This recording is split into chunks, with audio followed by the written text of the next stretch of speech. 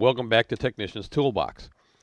In this episode, we are going to take you through the diagnosis and repairs that were performed on a 2004 Chevy K2500 with the LLY Duramax engine.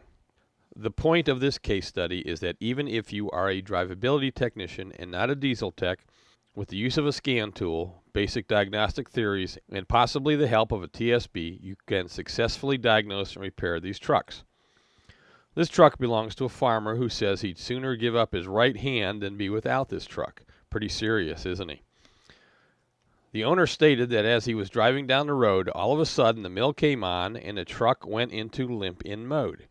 He pulled over to the side of the road, shut it off for a minute, and then restarted the truck. It ran fine for a few minutes, then went back into limp-in mode again, so he had it towed to the shop.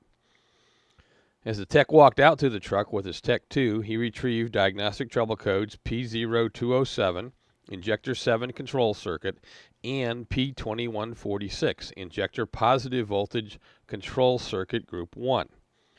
As the tech went to bring the truck into the shop, it would only run on 4 cylinders. He had to hold the pedal to the floor to bring it up to 900 RPM so he could get it in. Once in the shop, he opened the hood and performed a visual inspection of the engine area. He noticed that someone had previously replaced the pigtail connector on the number 7 injector.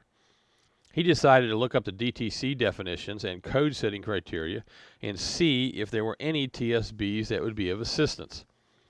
Service information tells us that this code is set if the fuel injector control module, FICM for short, detects incorrect current on number 7 injector for less than 1 second. When this condition is detected, the FICM will shut down supply voltage to all the injectors on the affected group and a P2146 will be set. In this case, injectors 1, 4, 6, and 7 will be affected.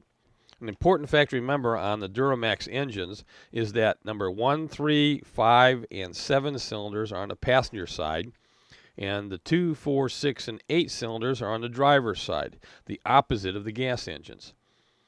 This time the FICM is shutting down the outside cylinders on bank 1 and the center cylinders for bank 2 to maintain balance. The description for code P2146 reinforces this. Fortunately, he found a TSB pertaining to this engine as well. TSB describes the exact situation he's experiencing for this truck. It looks as if someone has already attempted this repair at one point, but there are no brackets to support the harness, so it's possible the wiring may have failed again. Next, he pulls up a wiring diagram so he can find the wires for number 7 injector at the FICM.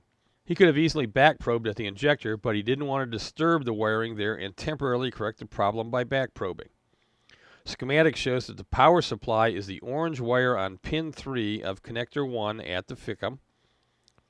The control side of the circuit is the white with red wire at pins 61 and 62 of the FICM. He carefully back probes the wires to FICM and starts the engine up with his lab scope connected. He gets a flat line of 0 volts since the FICM was shut down the bank because of the circuit failure.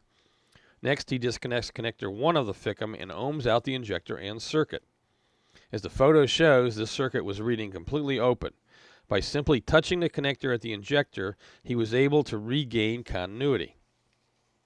The test confirmed that the TSB was correct and that he would need to replace the pigtail and install the support brackets. Customer approved the repair and the service kit was ordered. The kit contains the pigtails for number 7 and 2 injectors, support brackets, and heat shrink connectors required to do the job. Following the instructions, he removes the fuel filter housing mounting bolt, installs a new bracket, cuts off the old pigtail, splices in the new pigtail, and heat shrinks the connectors.